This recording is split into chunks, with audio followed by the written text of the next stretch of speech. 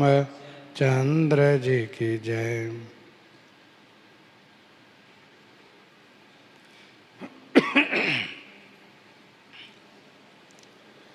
गोस्वामी जी महाराज पूर्व प्रसंग में वर्णन किए, श्री रघुनाथ जी जैसे ही श्री लक्ष्मण जी से यह सुनते हैं कि श्री भरत प्रणाम कर रहे हैं, तो तत्क्षण प्रेम में अधीर हो करके उठते हैं। कहीं पट गिरता है, कहीं निसंग, कहीं धनुष और कहीं बाण। यह श्री रघुनाथ जी की प्रेम विह्वलता पूर्ण दशा है।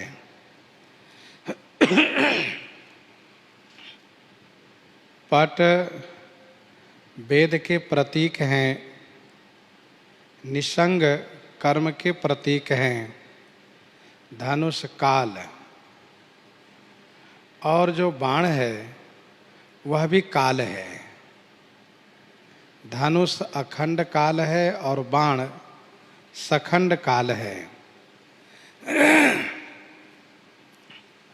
श्री रघुनाथ जी वेद, कर्म और काल इन सबको छोड़ दिए भक्तों के लिए। श्री भरतलाल जी महाराज भूमि में पड़े हुए थे, इसलिए प्रभु ने उन्हें जबरदस्ती उठा करके हृदय से लगाया। गोस्वामी जी ने कहा कि श्री रघुनाथ जी कृपा निधान है। श्री भरत और श्री राम की मिलनी देख करके दर्शक, उपस्थित जितने वहाँ पर भक्तजन थे, मुनि लोग, वनवासी लोग, सभी अपने आप को भुला दिए। अर्थात किसी को कुछ भी होश नहीं रहा। बरबस लिए उठाई उरा लाए कृपा निधान। भक्त चाहता है कि हम श्री रघुनाथ जी के चरण में पड़े रहें, पर श्री रघुनाथ जी चाहते हैं कि नहीं नहीं, भक्त मेरे हृदय में भूषण के रूप में सुशोभित होते रहें। भक्तमालकार ने एक बड़ा सुंदर भाव दर्शाते हुए कहा, कवित संख्या 5 में, श्री ठाकुर जी को भक्तों की माला बना करके श्री नाभा नाम की सखी ने धारण कराया, पहनाया। श्री रघुनाथ जी बड़े प्रेम से, बड़े उमंग से उस माला को धारण किए। धारी उर प्यारी क्यों करत न न्यारी। इतना प्रेम से उस माला को धारण किए कि कहीं भी उसको अलग करना नहीं चाहते हैं।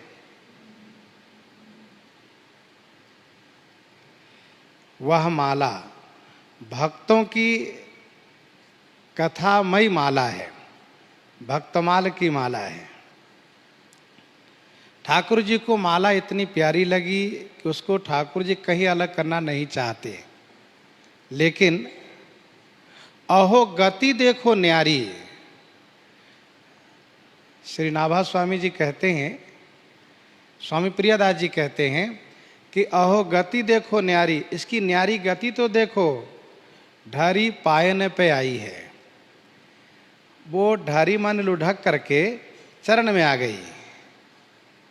इसका भाव यह है कि भगवान अपने भक्त को हृदय में रखना चाहते हैं, भूषण बना करके, लेकिन भक्त खिसक करके चरण में आना चाहते हैं। वे कहते नहीं नहीं प्रभु, मुझे तो चरण का ही आनंद लेने दीजिए, मुझे यहीं पड़े रहने दीजिए। तो बरबस लिए उठाई उर, इसलिए श्री रघुनाथ जी को जबरदस्ती उठाना पड़ा।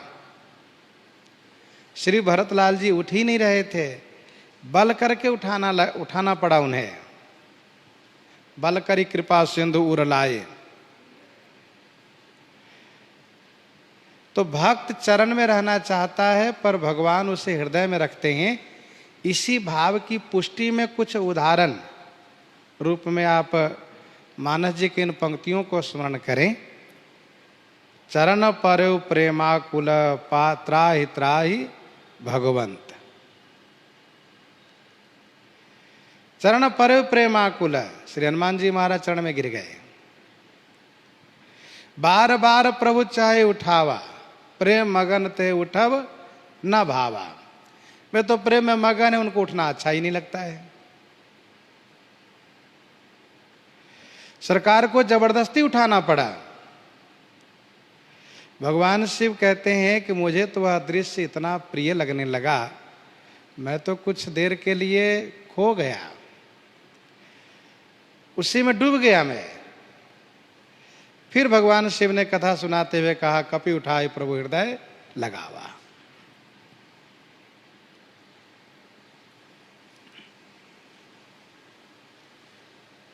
परेव लकुटी चरणन लागी, प्रेम मगन मुनिवर बड़ भागी। फिर क्या हुआ, भुज विशाल गही लिए उठाई, परम प्रीति राखे उर लाई। तो जहां भी आप मानस जी में इस प्रसंग को दर्शन करेंगे, भक्त जब उनके चरण में साष्टांग प्रणिपात करते हैं तो ठाकुर जी जबरदस्ती उन्हें उठा करके हृदय से लगाते हैं। ऐसा क्यों?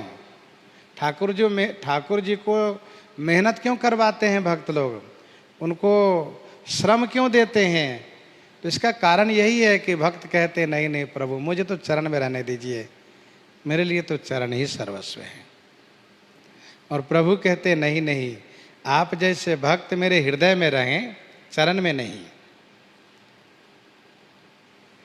भरत राम के मिलनी लखे बिसरा सब ही अपान। सभी अपने आप को भुला गए। किसी को ये सुधि नहीं, खबर नहीं है कि हम क्यों आए हैं, क्या कर रहे हैं, देख करके विभोर हो गए। और यही है श्री भरतलाल जी के प्रेम की महिमा। वैसे श्री भरतलाल जी सागर हैं तो श्री रघुनाथ जी भी सागर हैं। भरत पयोधि गंभीर हैं, तो उसी दोहे में गोस्वामी जी ने यह भी कहा कि कृपा सिंधु रघुवीर, सरकार भी सागर हैं। और जब दोनों तरफ से इस प्रकार से प्रेम जब बढ़ा है, भक्त और भगवान दोनों तरफ से प्रेम बढ़ा है, तो स्वाभाविक है कि उस प्रेम रूपी दरिया में, सागर में सब लोग डूबेंगे। मिलनी प्रीति की मिजाई बखानी, कवि कुल अगम करम मन बानी। मिलनी प्रीति की मिजा हे बखानी, कवि कुल अगम करम मन बानी। मिलनी प्रीति, भगवान श्री राघवेंद्र और श्री भरतलाल जी की मिलनी प्रीति बखानी किमी जाइए। हम कैसे बखान करें? गोस्वामी जी कहते हैं, हम ही नहीं बल्कि कविकुल अगम करम मन बानी। कवि कुल माने कवि समुदाय, कवि परिवार, कवि समूह के मन, कर्म और वाणी से अगम है, तीनों से अगम है। कवि कुल अगम कर्म मन वाणी। मिलानी प्रीति की मिजाई बखानी। अब ऐसी प्रीति बखानी तभी जा सकती है जब उस प्रीति का कुछ अंश कवि के हृदय में भी उत्पन्न हो जाए, प्रकट हो जाए। श्री राम श्री भरत की प्रीति अलौकिक है और कवि लोग लौकिक हैं, तो अलौकिक प्रीति को कोई कवि कह नहीं सकते। विधि गणपति अहिपति शिव शारद, कवि कोविद बुध बुद्धि विशारद, भरत चरित कीरति कर तूति, भगति विमल गुण विमल विभूति। वर्णत सकल सुख भी सकुचाई, सबको संकोच होता है। तो कविकुल अगम कर्म मन वाणी, जब कर्म मन वाणी से अगम है तो कोई कैसे कह सकते हैं। परम प्रेम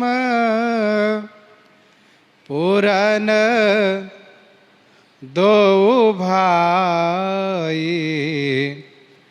मन बुद्धि चित आह मिति बिसराई, परम प्रेम पुरन दो भाई। दो भाई परम प्रेम पूरन। दो भाई, दोनों भाई श्री राम श्री भरत दोनों भाई परम प्रेम में पूर्ण है और दोनों भाई मन बुद्धि चित्त अहमिति बिसराई।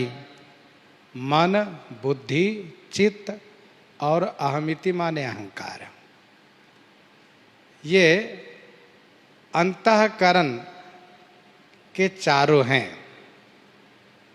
ये चतुष्ट अंतस्थ है। मन बुद्धि चित्त अहंकार, दोनों भाई इन चारों को भुला दिए। ध्यान देने वाली बात यह है कि जब चारों भूल जाता है तब कुछ होश नहीं रहता है। वैसे इन चारों को भूलना बड़ा कठिन है। मन बुद्धि चित्त अहमिति विसराई, चारों को विस्मृत कर देना।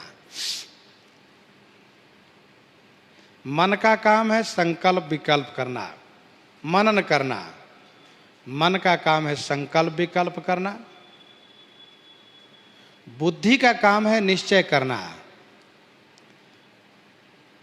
मन के उस तमाम प्रकार के तर्क वितर्क को बुद्धि ही निश्चय करती है कि बस यही है।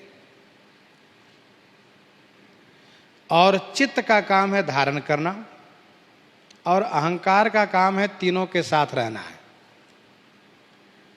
मैं इस तरह से तर्क वितर्क कर रहा हूं, मैंने इसको निश्चय किया, मैंने इसको धारण कर लिया। ये जो मैंने, हम, यही अहंकार है। अच्छा, मन बड़ा विचित्र, ये कभी थकता नहीं। शरीर भले थक जाए, मन नहीं थकता है। संकल्प विकल्प तर्क वितर्क में लगा रहता है और सारी इंद्रियां थक जाती, पर मन नहीं थकता। हम जब शरीर से थकान महसूस करते हैं तो कहते चलो आराम करते हैं, सो जाते हैं, लेकिन उस समय भी मन अपना काम करता रहता है। स्वप्न अवस्था में दौड़ लगा रहा है, वह नहीं बैठा है। तो मन का काम है वो संकल्प विकल्प तर्क वितर्क करना। और वैसे भी मन एव मनुष्यानाम कारणम बंध मोक्षय। तो यहाँ पर श्री रघुनाथ जी और श्री भरतलाल जी दोनों भाई परम प्रेम में परिपूर्ण होकर के मन बुद्धि चित्त अहमिति भुला दिए। और एक बड़ा सुंदर यहाँ संकेत है, क्या? कोई यदि कहते हो कि मैं बहुत प्रेम करता हूं, मेरे अंदर में बहुत प्रेम है, तो वह प्रेम यदि पराकाष्ठा पर जाएगा तो उसका परिणाम यह दिखेगा कि वहां फिर कोई संकल्प विकल्प अंतःकरण की कोई क्रिया नहीं दिखेगी, पूर्ण रूप से स्थिरता आ जाएगी। और पूर्ण रूप से स्थिरता का मतलब यह है कि प्रेम समाधि है, स्तब्धता आ जाना, अस्तब्धता आ जाना। गीतावली उत्तरकांड 4 पद में गोस्वामी श्री तुलसीदास जी ने लिखा, गीतावली उत्तरकांड 4 पद में गोस्वामी श्री तुलसीदास जी ने ये कहा कि अयोध्या के जो नारियां हैं, अयोध्या के नर नारियां हैं, इन सबका श्री राम जी में अतिशय प्रेम है, अतिशय प्रेम है। तो अतिशय प्रेम का प्रमाण क्या है? तो गोस्वामी जी ने कहा जैसे ये लोग श्री राम जी को देखते हैं ना, वैसे ये सब अपने आप को खो जाते हैं। कैसे? तो उन्होंने ये कहा कि तुलसीदास यह सुधी नहीं, कौन की कहाँ ते आई, कौन काज काके ढिग, कौन ठाऊ को है। जैसे श्री राम जी को देखते हैं वैसे ही तुलसीदास यह सुधी नहीं, कौन की कहाँ ते आई, कौन काज काके ढिग, कौन ठाऊ को है, कुछ याद ही नहीं रहा।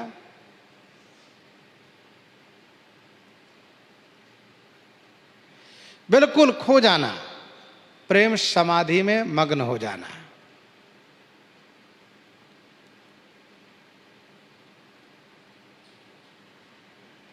खग मृग मगन देखी छवि होहि, लिए चोरी चित राम बटोही।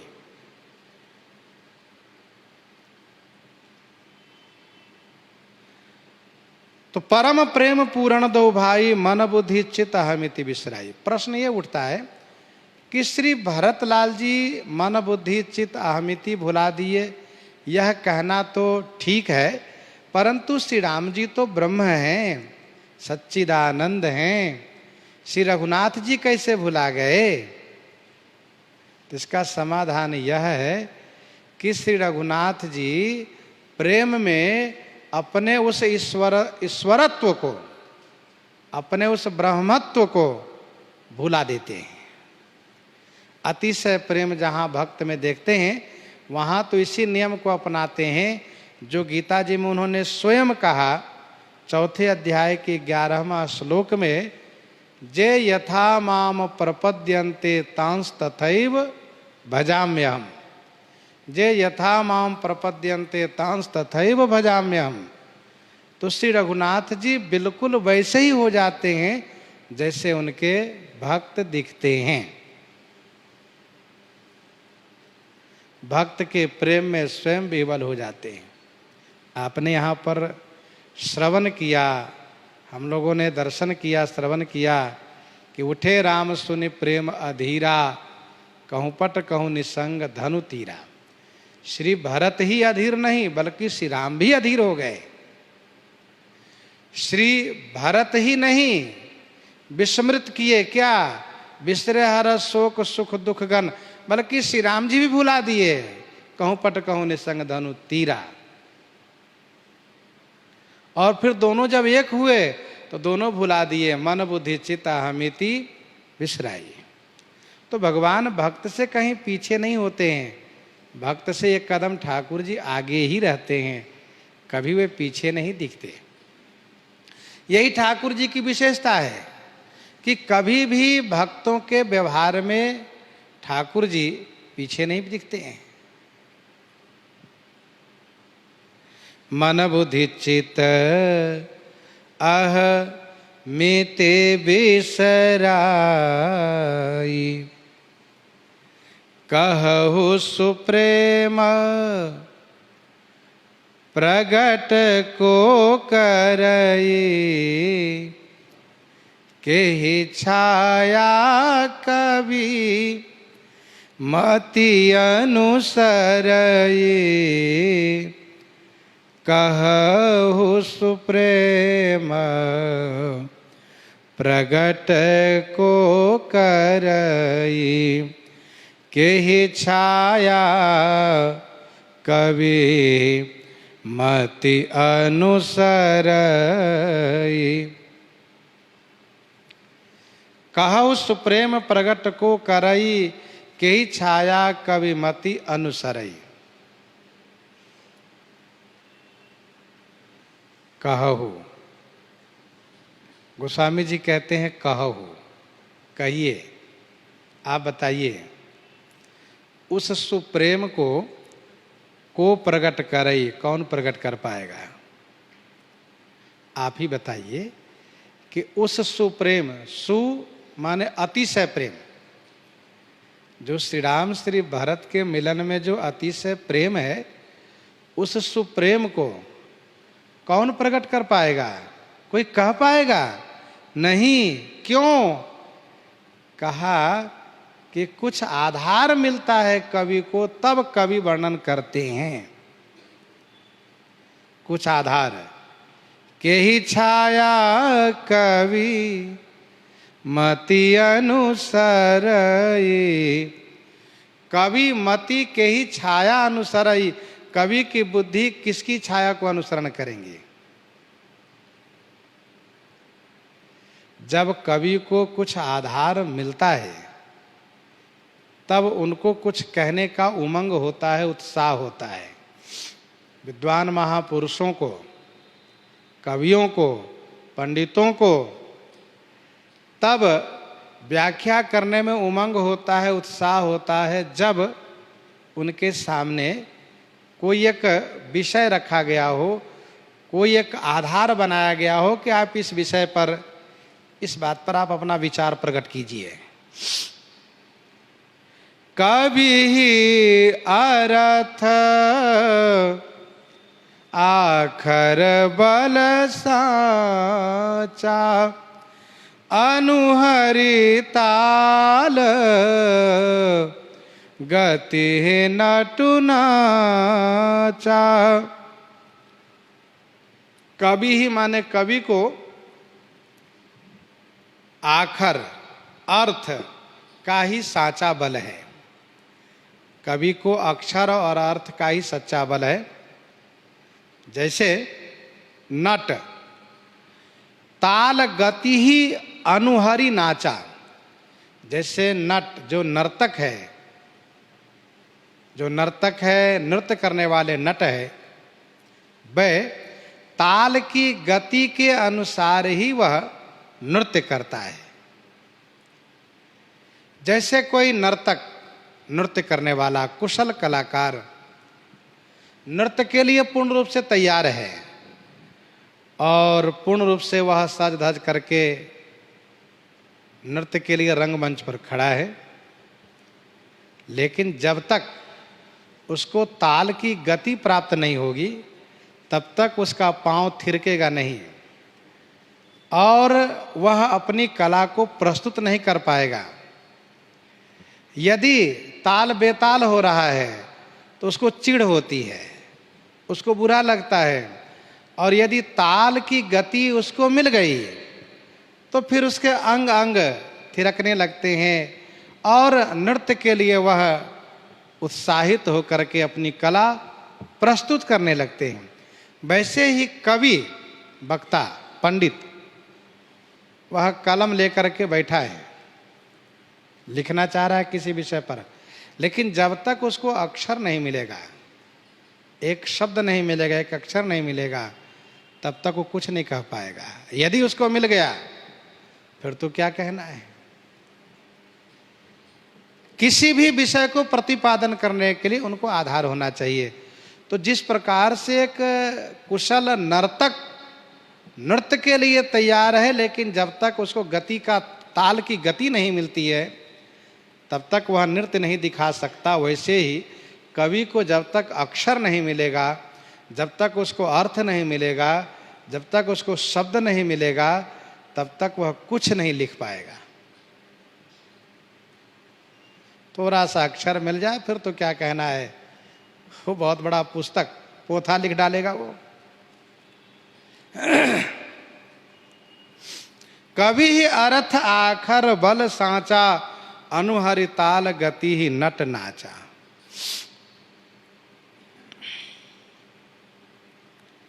राम ही चितव भाई जहि सिया, सो स्नेह सुख नहीं कथनिया। सो स्नेह सुख नहीं कथनिया, वर्णन करने योग्य ही नहीं है। कुछ मिल ही नहीं रहा आधार, कैसे कहां से वर्णन करूं मैं। राम ही चितव भाई जय सिया, सो स्नेह सुख नहीं कथनिया।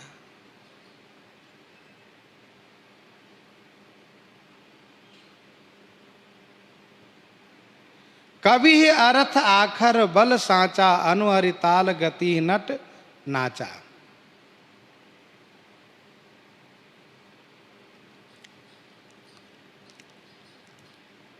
बहुत प्रसिद्ध यह कथा है कि स्वामी विवेकानंद जी, उनको भारतीय समझ करके उस देश में उनके प्रति लोग उपेक्षा भाव रख रहे थे और इसलिए इनको कुछ कहने का मौका नहीं दे रहे थे। लेकिन वह विद्वत गोष्ठी थी, विद्वानों की सभा थी, इसलिए कुछ लोगों ने यह विचार किया कि नहीं, कुछ मौका इनको देना ही चाहिए। और भले ही इसलिए ही सही कि इनकी लघुता दिखावें कि इनको कुछ आता नहीं, कुछ मालूम नहीं है। तो इतिहास ये कहता है कि फिर उनको बहुत स्वल्प समय दिया, किंचित समय, और विषय दिया कि शून्य, शून्य पर आप अपना विचार रखिए। और उन्होंने बड़ी विद्वता के साथ, वैदुष्यता के साथ बहुत संक्षिप्त में उत्तर दिया कि यह संसार शून्य है,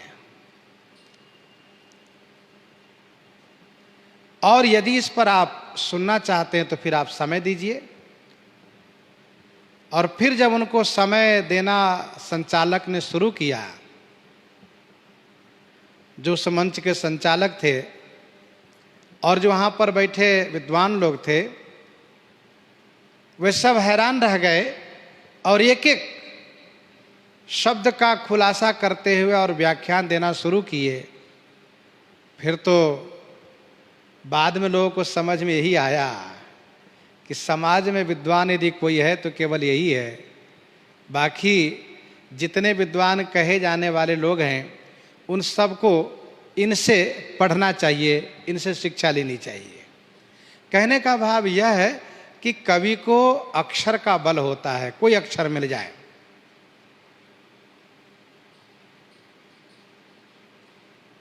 राजा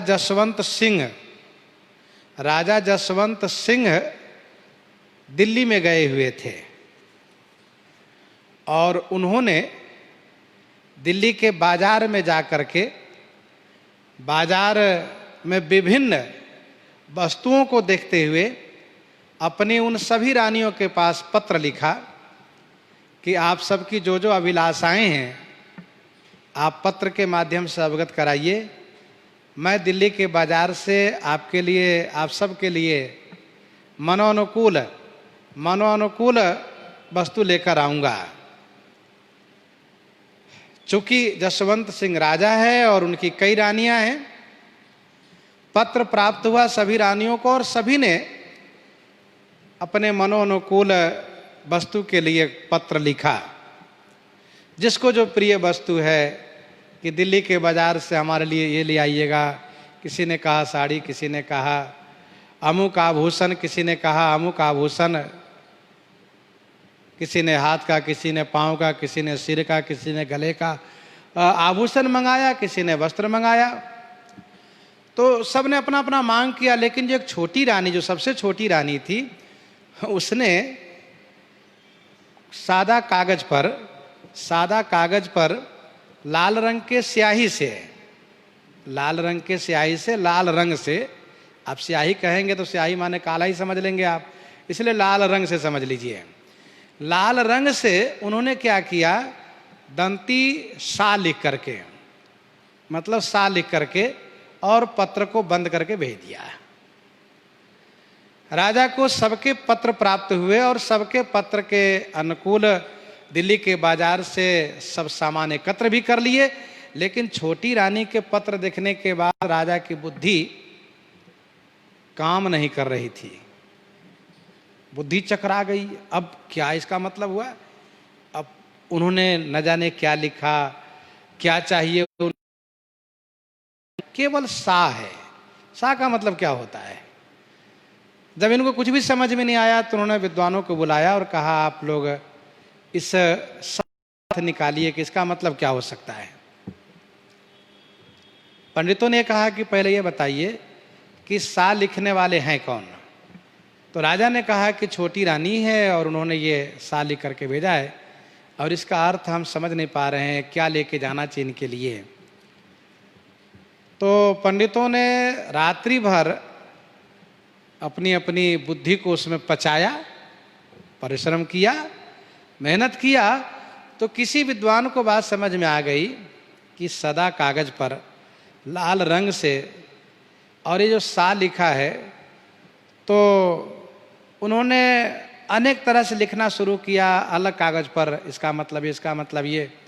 लेकिन जो एक बड़े दिमागदार थे, उन्होंने क्या किया, लाल और फिर सा, इनको जोड़ दिया। तो उनको बड़ी खुशी हो गई, बहुत खुश हो गए वे कि हमको अर्थ मिल गया। क्या?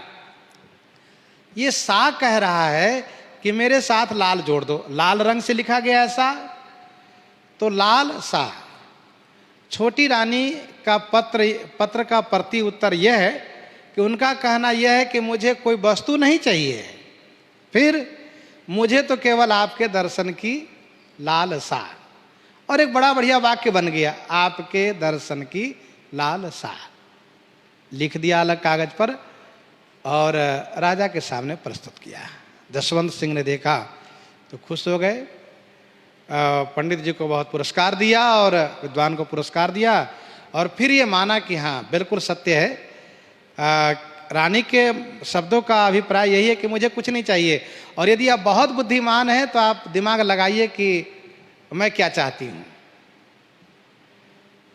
तो राजा का दिमाग तो काम नहीं किया, लेकिन विद्वानों के सहारे से उनको बात समझ में आ गई कि लालसा, दर्शन की लालसा है।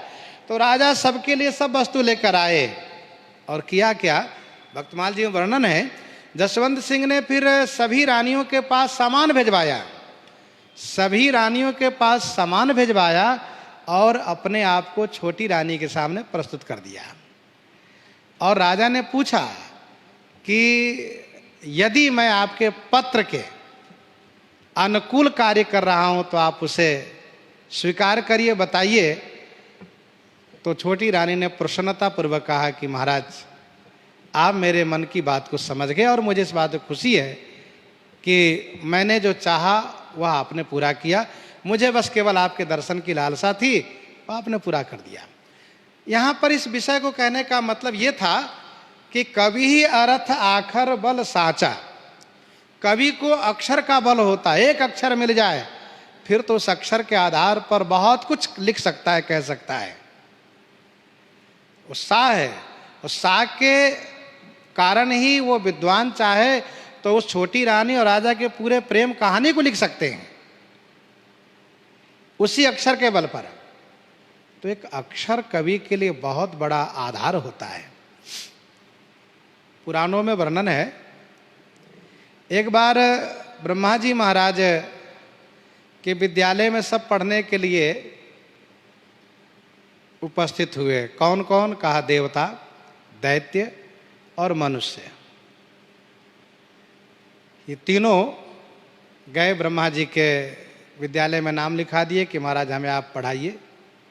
ब्रह्मा जी ने सबको पढ़ाना शुरू किया और एक दिन बारी बारी से इन सब ने कहा कि महाराज आप बहुत पढ़ा रहे हैं, आप हमसे परीक्षा लीजिए कि आपके पढ़ाए गए उस विद्या को हम ठीक से ग्रहण कर पा रहे हैं कि नहीं, आप जिस तरीके से हमें उपदेश कर रहे हैं वह उपदेश हम धारण कर रहे हैं कि नहीं, इसको आप परीक्षण कीजिए। ब्रह्मा जी ने कहा ठीक है। तो पहले देवताओं ने कहा महाराज आप हमारा उपदेश, आपने हमें क्या उपदेश किया है इसको आप पहले परीक्षा की दृष्टि से देखिए, अनुभव कीजिए, समझिए। ब्रह्मा जी ने कहा ठीक है। ब्रह्मा जी ने जहाँ उन सबको पढ़ाना शुरू किया था वहीं पर ब्रह्मा जी ने देवताओं से कहा कि ये सामने बोर्ड पर मैं द लिख रहा हूँ और इसका मतलब क्या होगा, इसको आप तुम क्या समझे हो, इसका अर्थ तुम बताओ। तो देवताओं ने कहा महाराज हमने समझ लिया। क्या? तो कहा द का अर्थ ये होता है कि हम देवता लोग बड़े प्रमादी होते हैं और सुख की अधिकता के कारण विषय सुख में प्रवृत्त रहते हैं, इसलिए हम सब धर्म कर्म न करके और सुख में ही अपना जीवन जीना चाहते हैं। तो द का मतलब है दमन करना। क्या दमन करना? का इंद्रियों को दमन करना। इंद्रियों को दमन करके और सदाचार को अपनाना, ये आपके उपदेश का मतलब है, मैंने जो समझा है। तो ब्रह्मा जी ने कहा देवताओं से कि तुम लोगों ने ठीक समझा, मेरे भी उपदेश देने का यही मतलब था, मेरे समझाने का। फिर दैत्यों ने कहा महाराज हमारी भी परीक्षा हो जाए। कहा हाँ बिल्कुल। तो ब्रह्मा जी ने उनके लिए भी द अक्षर का ही प्रयोग किया। कहा सुनो, द से तुम लोगों ने क्या समझा ये बताओ। दैत्यों ने कहा हम लोगों ने जो समझा है कि हम दैत्य लोग स्वाभाविक रूप से बलवान होते हैं और अहंकारी होते हैं।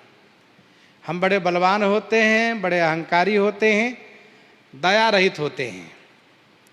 हम लोगों ने समझा है कि द माने दया करनी चाहिए, जीव मात्र के प्रति दया भाव रखना चाहिए, ये हम लोगों ने समझा है। ब्रह्मा जी ने कहा बिल्कुल ठीक, मेरा उपदेश तुम लोगों ने श्रवण किया और ध्यान रहे इसको जीवन में उतारना। कहाँ महाराज, हम लोग आपके यहाँ पढ़ने आए हैं इसलिए हम लोग तो जीवन में उतारेंगे ही।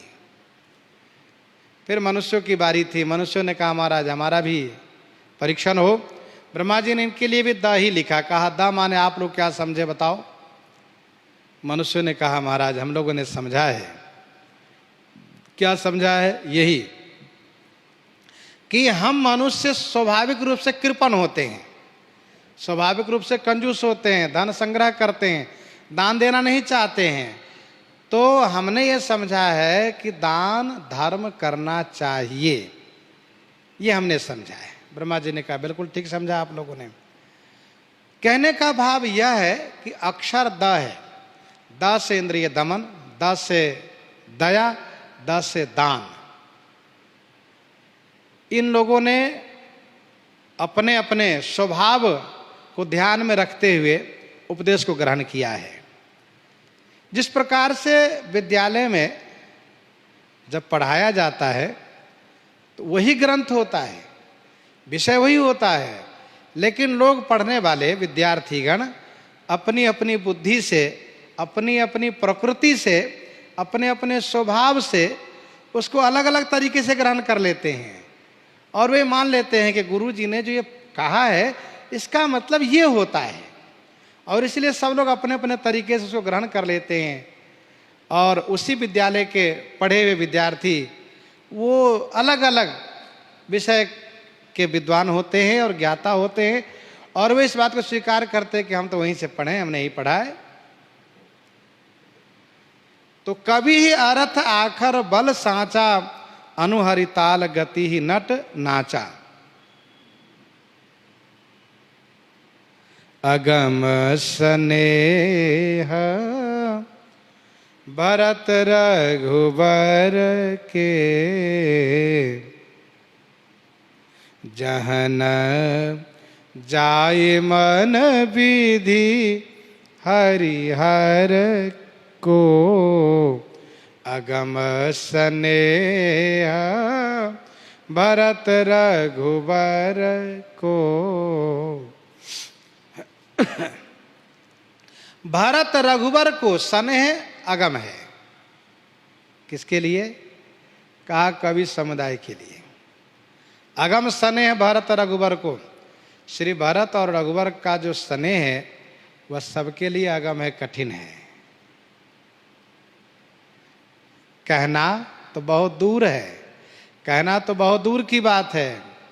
जहाँ न जाई मन विधि हरिहर को, जिस स्नेह में विधि हरिहर को मन न जाए। श्री ब्रह्मा, श्री हरि, श्री हर अर्थात श्री ब्रह्मा जी, श्री विष्णु जी, श्री शिव जी, इन तीनों का मन ही नहीं पहुंच पाता है। और जब इन तीनों का मन नहीं जाता है तो और किसका मन जा सकता है? और कौन कह सकता है? अगम स्नेह भरत रघुबर को, जहाँ न जाई मन विधि हरिहर को।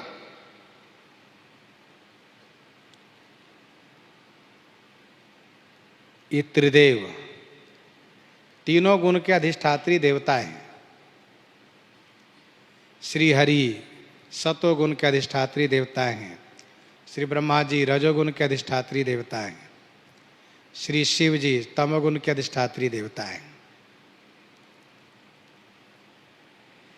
अर्थात इन तीनों का मन तीनों गुण में है।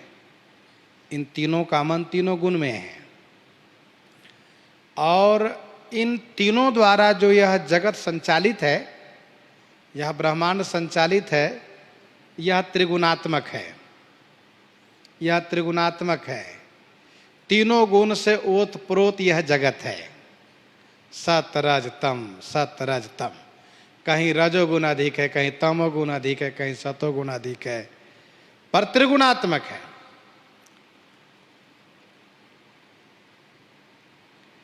श्री राम जी और श्री भरतलाल जी का स्नेह त्रिगुणातीत है, तीनों गुण से परे हैं।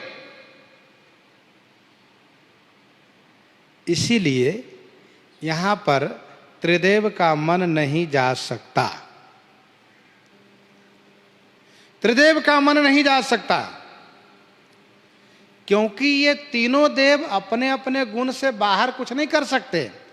बाहर इनका नहीं जा सकता। जैसे हम आप का सब कुछ मायामय है, तो हम माया से आगे नहीं बढ़ सकते।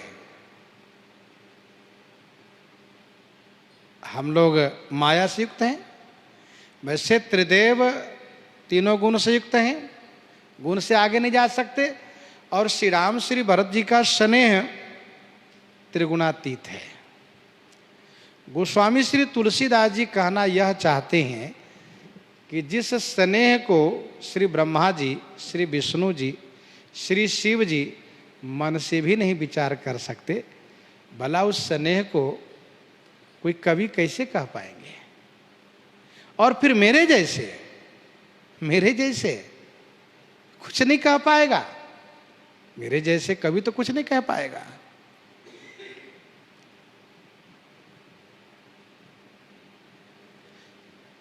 ये चतुष्ट जो अंतस्थ है, जो अंतस्थ है, मन बुद्धि चित्त अहंकार,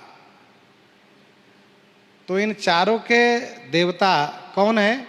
अहंकार शिव, बुद्धि अज, मन शशि, चित्त महान। मन के देवता चंद्रमा है, अहंकार के शिव जी, बुद्धि के ब्रह्मा जी, चित्त के भगवान विष्णु हैं। जब दोनों भाई मन बुद्धि चित्त अहमिति बिसराई बुला दिए हैं। ध्यान देने वाली बात यह है कि जब दोनों भाई परम प्रेम पूर्ण दो भाई मन बुद्धि चित्त अहमिति बिसराई। जब चारों भुला चुके हैं तो फिर वहां ये चारों क्या कर पाएंगे? भाई इन चारों के देवता है ये, अहंकार से बुद्धि अजा मन से चित्त मान। जब वहां वो चीज है ही नहीं तो ये क्या करेंगे? वहां कुछ नहीं कर पाएंगे। तो चंद्रमा, ब्रह्मा जी, विष्णु जी, शिव जी कुछ नहीं कर सकते वहां, क्योंकि दोनों भाई ने चारों को किनारे कर दिया। भैया अलग हो जाओ तुम यहाँ। परम प्रेम पूर्ण दो भाई, मन बुद्धि चित्त अहमिति बिसराई। सो मैं कुमति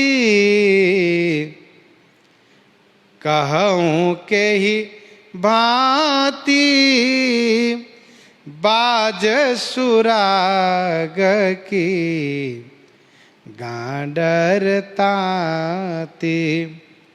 सो मैं कुमति कहूँ के ही भांति, बाज सुराग की गांडर ताती। गोस्वामी श्री तुलसीदास जी की कार्पण्यता तो सुनिए, इनकी दैन्यता देखिए। गोस्वामी जी की कार्पण्यता देखने योग्य है। अच्छा, गोस्वामी जी के जगह कोई और कवि होते, कोई और यदि वक्ता होते, विद्वान होते, तो वे खूब अपने आप को कहते कि हम ऐसे हैं, हम इस तरह से कह सकते, इतना कह लिए। लेकिन धन्य है गोस्वामी जी महाराज, अपनी दैन्यता, अपनी कार्पण्यता को हर जगह प्रस्तुत करते हैं। और भक्त में जितनी बड़ी कार्पण्यता होगी, भक्त उतना ही महानता को प्राप्त करता है। जो जितना छोटा बन के रहेगा भक्ति देश में, वह उतना ही बड़ा हो जाता है। भगवान श्री राम के दल में, श्री रामा दल में जितने बानर लोग हैं, सब उछल कूद करते रहते हैं। हनुमान जी महाराज बिल्कुल शांत बैठे राम राम करते रहते हैं। लेकिन सबसे बड़ी महानता यदि है तो केवल हनुमान जी की है। सबसे बड़ा यदि काम कोई किया हो तो हनुमान जी ने किया है। हनुमान जी महाराज पूर्ण कार्पण्यता से परिपूरित हैं, सदैव दैन्यता को धारण किए रहते हैं। तो गोस्वामी तुलसीदास जी महाराज वो इससे बड़े महान संत हैं। सो मैं कुमति कहूँ के भांति, गोस्वामी जी कहते हैं मैं कुमति दुर्बुद्धि, मैं दुर्बुद्धि तुलसीदास सो के ही भांति कहूँ। उस प्रेम को कैसे कहूँ? बाज सुराग के गांडर ताती। गांडर ताती सुराग बाज की अर्थात नहीं, गांडर के तांत से सुराग माने सुंदर राग बजेगा क्या, अर्थात नहीं।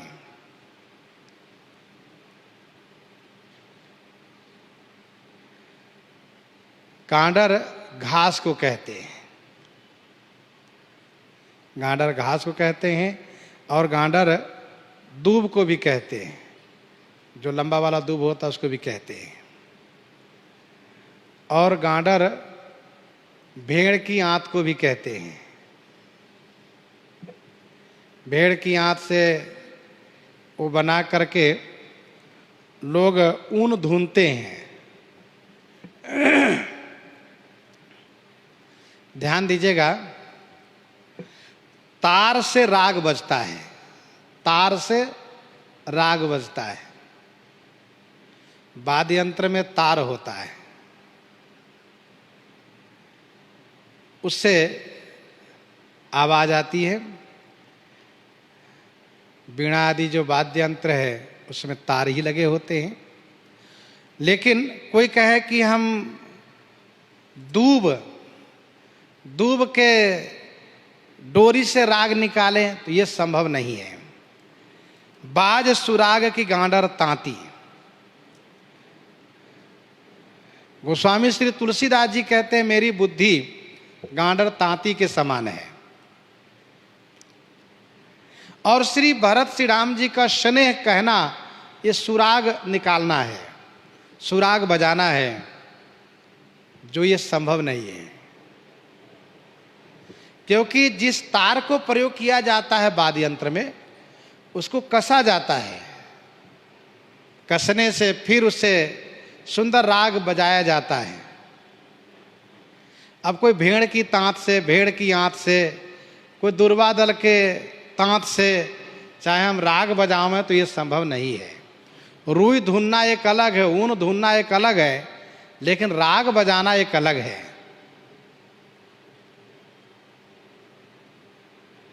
बाज सुराग की गांडर तांती। तो गोस्वामी जी महाराज अपनी कार्योपन्नता निवेदित किए। मिलनी बिलो की भरत रघुबर की, सुरगन सभय धक धक धर की। मिलनी बिलो की भरत रघुबर की, सुरगन सभय धक धक धर की।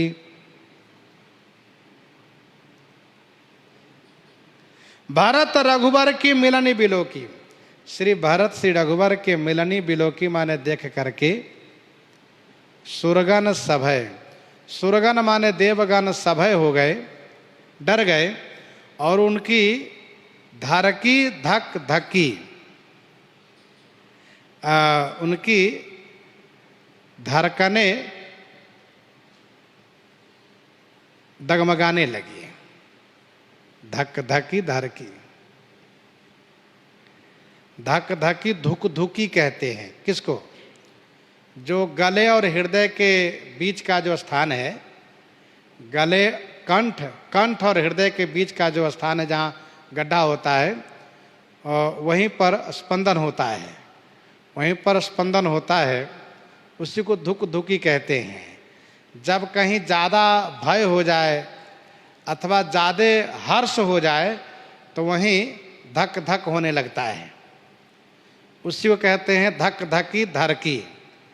धरकी माने धड़कने, तो धड़कने क्या है? हृदय की धड़कने धक धकी, वो धक धक होने लगती है, अर्थात उसमें एक प्रकार से आघात होता है, स्पंदन होता है यहाँ पर। अर्थात देवताओं की धड़कने तेज हो गई, देवताओं की धड़कने तेज हो गई, उनके हृदय कांपने लगे।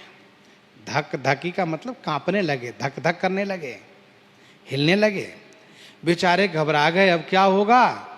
मिलन बिलो की भरत रघुबर की, सुरगन सभय धक धकी धरकी। तो धरकी माने धड़कने, धड़कन, धक धकी माने धक धक होने लगा, अर्थात कांपने लगा हुआ।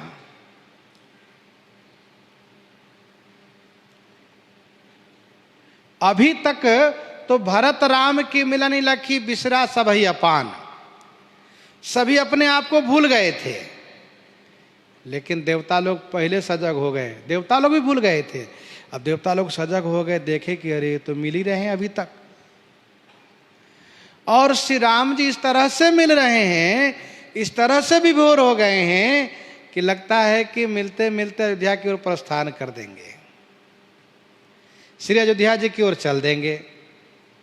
तो अरे भैया, तो का मतलब यह है कि हमारा काम धरे के धरे रह जाएगा, ये राक्षस लोग ऐसे बने रह जाएंगे। बहुत परिश्रम से हम लोग श्री राम जी को यहाँ तक लाए थे, अब श्री राम जी को श्री भरतलाल जी लौटा ले जाएंगे। राम संकोची प्रेम बस, भरत सप्रेम पयोधि, बनी बात बिगड़न चाहती, करी जतन छल सोधी। देवता लोग पहले भी घबराए थे, लेकिन श्री गुरु बृहस्पति जी ने इनको समझाया था, तो जो समझाया था उसी बल पर अब तक लोग सावधान थे, सेवा भी कर रहे थे। लेकिन अब जब मिलते हुए देखे हैं तो इनकी धड़कनें तेज हो गई है, इनकी धुक धुकी तेज हो गई है। परेशान हो गए। सुरगन सभय धक धकी धर की। अच्छा ध्यान दीजिएगा, गोस्वामी श्री तुलसीदास जी महाराज भक्त और भगवंत का मिलन प्रसंग तो कहते हैं, लेकिन अलग होना नहीं कहते हैं, क्योंकि उनको मिलना अच्छा लगता है। यही भावना है कि भगवान अपने भक्तों को ऐसे हृदय से लगाए रखें, और कभी मेरा भी सौभाग्य उदय हो, मुझे भी सरकार अपने हृदय से लगा लें, इसलिए अलग होने की बात नहीं करते। फिर भी प्रसंग में जब आगे की बात कहते हैं तो समझ लेना चाहिए कि अलग हो गए। और वैसे भी अलग होने की बात आपको बढ़िया से समझना है। अलग होने की बात यदि बढ़िया से समझना है तो भक्तमाल जी के उस प्रसंग को देखना चाहिए जो स्वामी श्री प्रियादास जी ने 55 कवित्त में वर्णन किया है। जब श्री सुदामा जी श्री कृष्ण के पास गए हैं और श्री कृष्ण भगवान ने जब उनको हृदय से लगाया है तो दोनों एक दूसरे को बाहों में भर लिए और बहुत जोर से दबा लिए दोनों, और दोनों खो गए। वहां भी दोनों खो गए, काफी देर तक दोनों खोए रह गए। भक्त और भगवान मिल गए, लेकिन वहां पर श्री स्वामी प्रियादास जी कहते हैं कि आई दुबराई सुधी मिलन छुटाई। आई दुबराई सुधी, दोनों तरफ श्री सुदामा जी को भी अपनी दुबराई सुधी आई और श्री कृष्ण भगवान को भी श्री सुदामा जी की दुबराई सुधी आई। दुबराई सुधी दोनों तरफ आई। कैसे? श्री सुदामा जी ने सोचा कि मेरी दुबराई, मैं तो दुबला पतला हूं और मेरी हड्डियां इन कोमल नाजुक शरीर में चुभ रही होगी। मेरे प्राण प्यारे श्री कृष्ण भले ही प्रेम बस लिपटे हुए हैं, लेकिन बाद में कहेंगे कि मेरे यार, मेरे मित्र सुदामा इतना जोर से दबा दिए कि बड़ी पीड़ा हो रही है। ये श्री सुदामा जी के मन में बात आई और श्री कृष्ण भगवान ने विचार किया, अरे मेरे मित्र सुदामा तो बड़े दुबले पतले हैं और मैंने जोर से दबा रखा है। और बाद में कहेंगे कि बताओ, मेरे मित्र श्री कृष्ण, मेरे मित्र श्री कृष्ण ने इतना जोर से दबाया कि मेरी हड्डियां एक इधर खिसक गई, एक उधर खुसक गई और बहुत कष्ट हो रहा है। तो इसीलिए ये बात आई। तो आई दुबराई सुधी मिलन छुटाई। यदि दोनों हृष्ट पुष्ट होते तो मिले रहते हैं। तो जैसे वहां आई दुबराई सुधी, वैसे यहाँ भी आई दुबराई सुधी वाली बात ही हम मान सकते हैं, क्योंकि श्री भरतलाल जी कृष्ण राम वियोग और श्री रघुनाथ जी उतने कृष्ण नहीं हैं, श्री राम जी हृष्ट पुष्ट हैं। तो मिलन बिलो की भरत रघुबर की सुरगन सभय धक धकी धर की। देवताओं ने गुरु जी की ओर देखा, समुझाए सुर गुरु जड़ जागे, बरसे प्रसून प्रशंसन लागे। समुझाए सुर गुरु जड़ जागे। सुर गुरु समझाए। देव गुरु बृहस्पति जी ने कहा, देवताओं कहां खो गए आप लोग?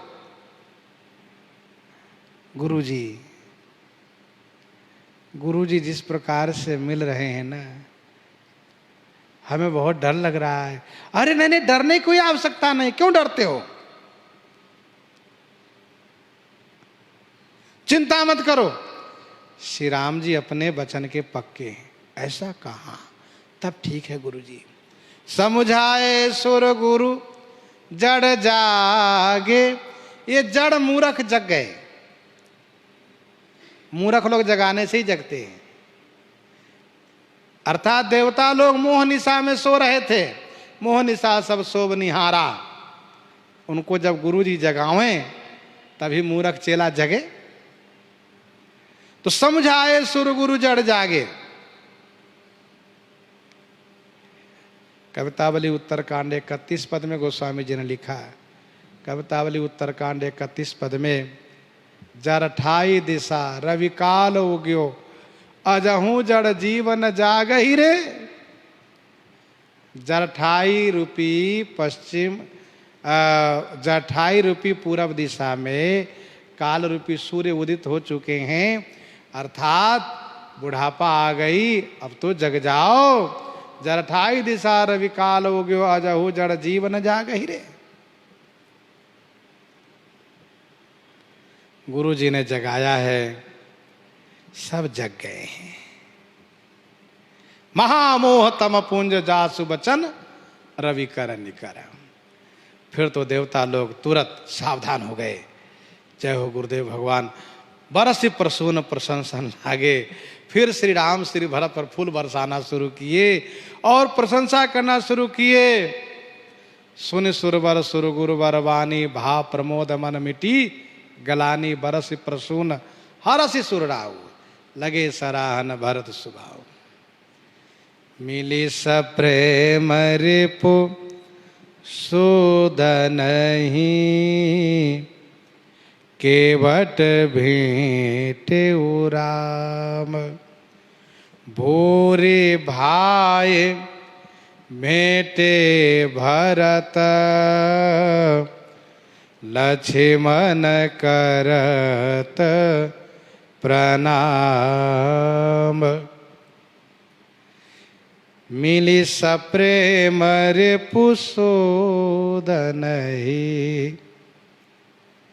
रिपु सूदनहि माने शत्रुघ्न से, सप्रेम माने प्रेम पूर्वक मिल करके श्री राम जी केवट भेंटो माने केवट से भेंट किए।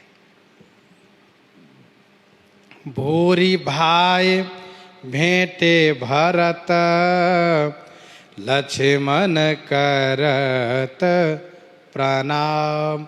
श्री लक्ष्मण जी जैसे प्रणाम किए श्री भरतलाल जी को, वैसे श्री भरतलाल जी महाराज भूरि भाई माने बहुत प्रेम भाव से श्री लक्ष्मण जी से गले लग करके मिल रहे हैं श्री भरत।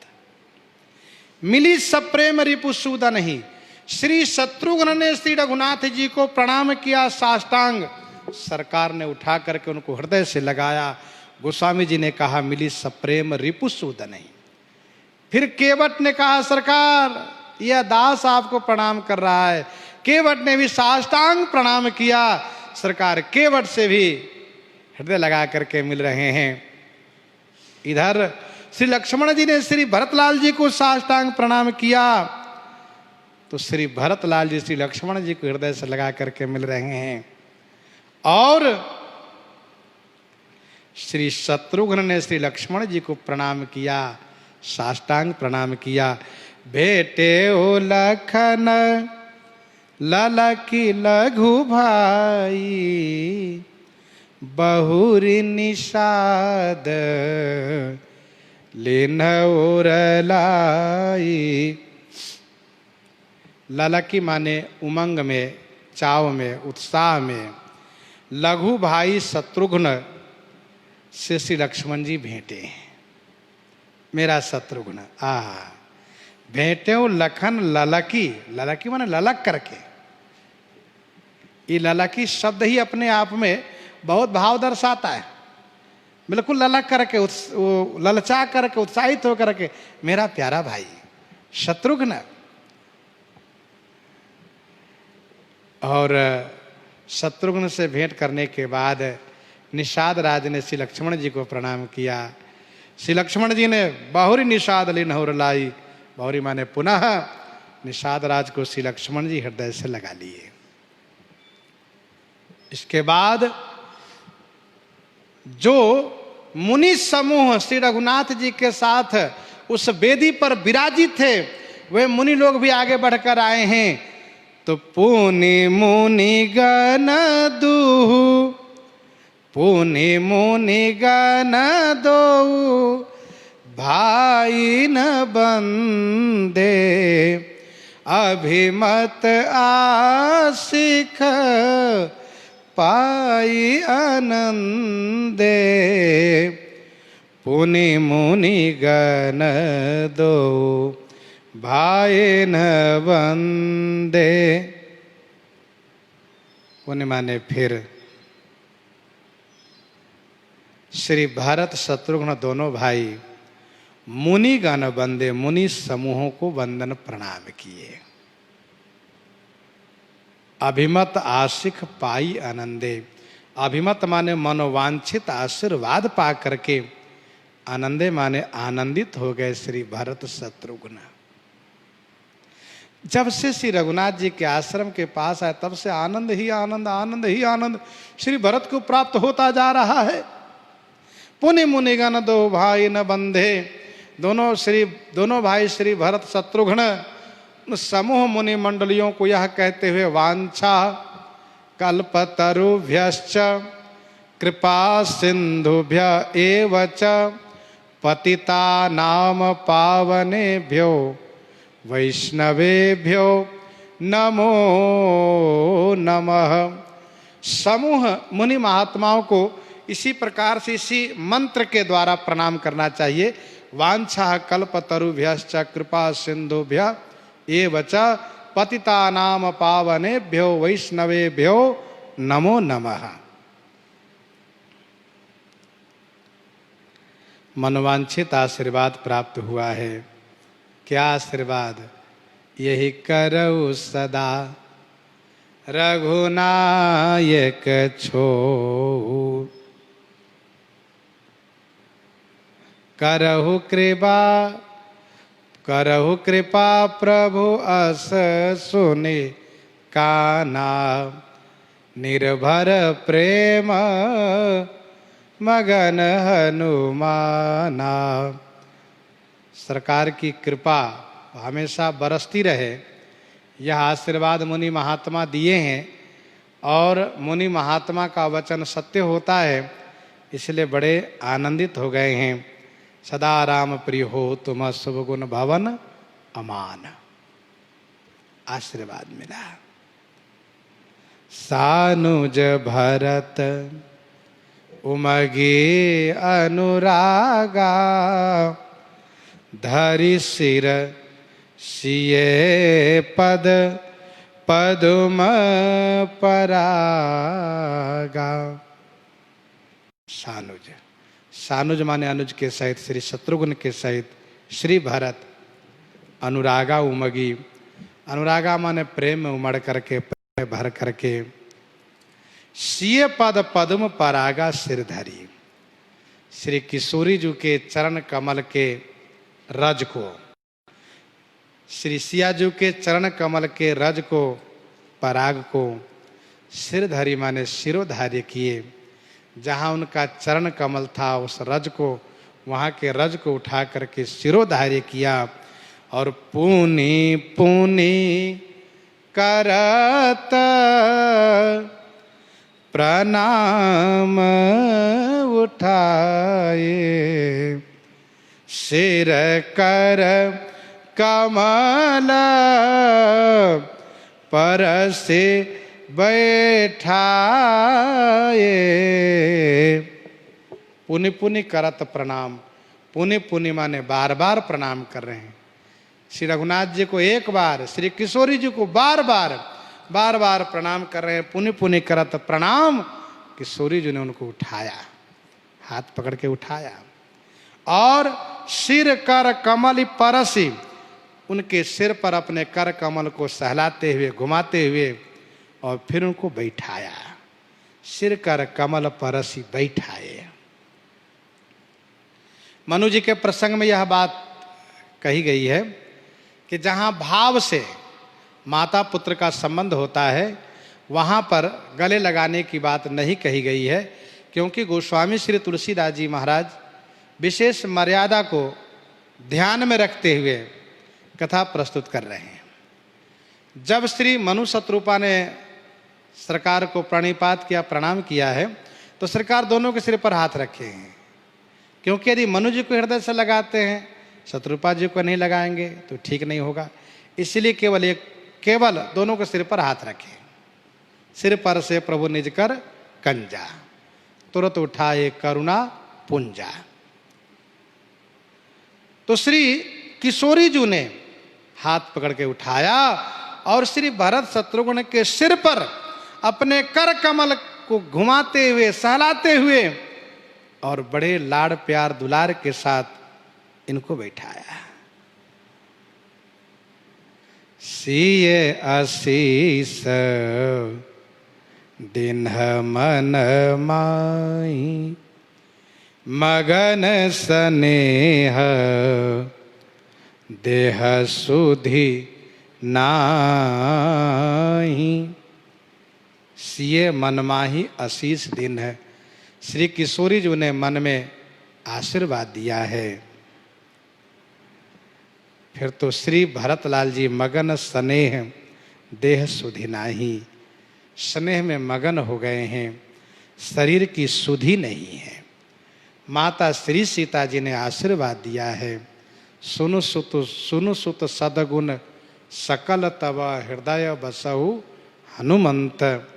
जैसे श्री हनुमान जी को आशीर्वाद दिया है, वैसे श्री भरत शत्रुघ्न को आशीर्वाद दिया है। सिय आशीष दीन मन माही मगन स्नेह देह सुधि नाहि। गोस्वामी जी महाराज कहते हैं, श्री भरत जिस बात को लेकर के बहुत डरे हुए थे, आज वह डर निकल गया। उनको श्री रघुनाथ जी से कम डर था, ज्यादा डर श्री किशोरी जी से था कि माता श्री किशोरी जी को बहुत कष्ट होगा और वे मुझसे बहुत नाराज होंगी। लेकिन सब विधि सानुकूल लखी सीता भेनी सोच और आप डर बीता। भेनी सोच और आप डर बीता। श्री सीता जी को सब विधि सानुकूल लखी, सब प्रकार से अनुकूल देख करके भय निसोच, निसोच माने सोच से मुक्त हो गए। उर अप डर बीता, हृदय में जो अपने आप डर बना हुआ था वह बीत गया, समाप्त हो गया। बहुत आनंद प्राप्त श्री भरत शत्रुघ्न को हैं, बहुत आनंदित हैं। प्रसंग को हम आप हैं प्रहृदयांगम करते हैं। आइए श्रवण करते हैं श्री विनय पत्रिका से।